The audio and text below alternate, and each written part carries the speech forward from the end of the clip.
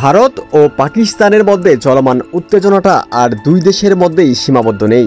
মিত্রদের কাছে টানতে শুরু করেছে দুই দেশই। এদিক থেকে কিছুটা এগিয়ে আছে পাকিস্তান।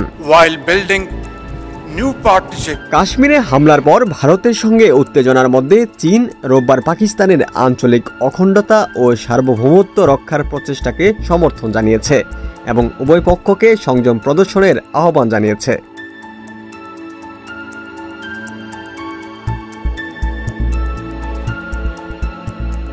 চীনা পররাষ্ট্রমন্ত্রী ওয়াং ই পাকিস্তানের পররাষ্ট্রমন্ত্রী ইসাক দারের সঙ্গে ফোন আলাপে এই সমর্থন জানান। ভারত অধিকৃত জম্মু ও কাশ্মীরের পেহেলগাঁও এলাকায় হামলার পর উদ্ভূত পরিস্থিতি নিয়ে দুই মন্ত্রীর মধ্যে কথা হয়।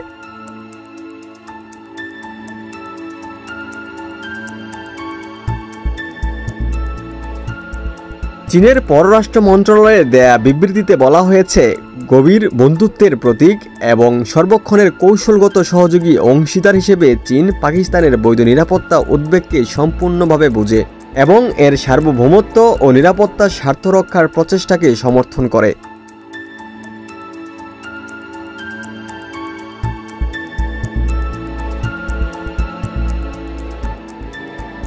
ভারতের হুমকির প্রেক্ষিতে পাকিস্তানের জন্য চীনের এই সমর্থন অত্যন্ত গুরুত্বপূর্ণ হয়ে উঠেছে।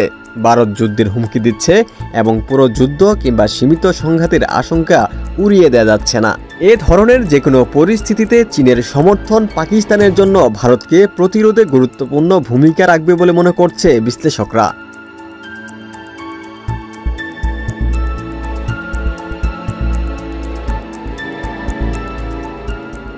কূটনৈতিক সূত্র মতে যুদ্ধের সম্ভাবনা মাথায় রেখে ভারত তার কৌশল নির্ধারণ করলেও চীন ফ্যাক্টরকে অবশ্যই বিবেচনায় নিতে হবে।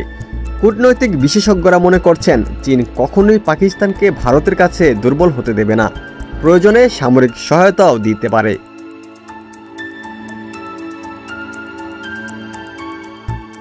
ওয়াং ই বলেন, চীন দ্রুত একটি নিরপেক্ষ তদন্ত শুরুর পক্ষে এবং জোর দিয়ে বলছে, সংঘাত কখনো ভারত পাকিস্তান কিংবা আঞ্চলিক শান্তি ও স্থিতিশীলতা বয়ে আনবে না।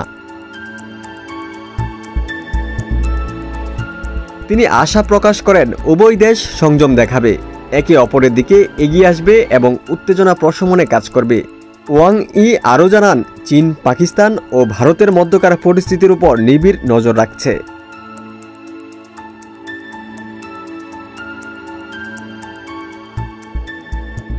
ফোনালাপে ইসাকদার ওয়াং ইকে জানান, পাকিস্তান সবসময় সন্ত্রাসবাদের বিরুদ্ধে দৃঢ় অবস্থান নিয়েছে এবং উত্তেজনা বাড়াতে পারে এমন কোনো পদক্ষেপের বিরোধিতা করে। ইসাকদার আরও বলেন, পাকিস্তান পরিপক্ক মনোভাব নিয়ে পরিস্থিতি মোকাবেলায় প্রতিশ্রুতিবদ্ধ এবং চীন সহ আন্তর্জাতিক সম্প্রদায়ের সঙ্গে যোগাযোগ বজায় রাখবে। এদিকে পাকিস্তানের পররাষ্ট্র মন্ত্রণালয় থেকে আলাদা বিবৃতিতে জানানো হয়, দার চীন পররাষ্ট্রমন্ত্রীকে ভারতের একতরফা ও বেআইনি পদক্ষেপ এবং পাকিস্তানের বিরুদ্ধে ভিত্তিহীন প্রচারণার বিষয়ে অবহিত করেন।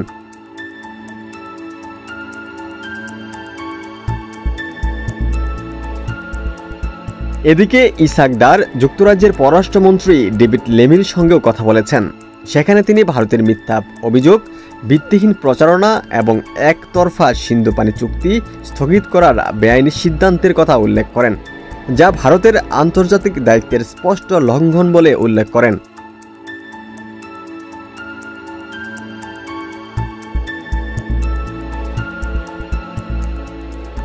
ভারতের বিরুদ্ধে যে কোনো অবস্থান নিতে ইরানকে পাশে চায় ইসলামাবাদ। শুক্রবার ইরানের পররাষ্ট্রমন্ত্রী সাইয়েদ আব্বাস আরাকচির সঙ্গে টেলিফোনে কথা বলেন পাকিস্তানের উপপ্রধানমন্ত্রী ও পররাষ্ট্রমন্ত্রী ইসাকদার। এ তথ্য উল্লেখ করে এক প্রতিবেদন প্রকাশ করেছে জিও নিউজ। ওমর ফারুক, ঢাকা প্রকাশ।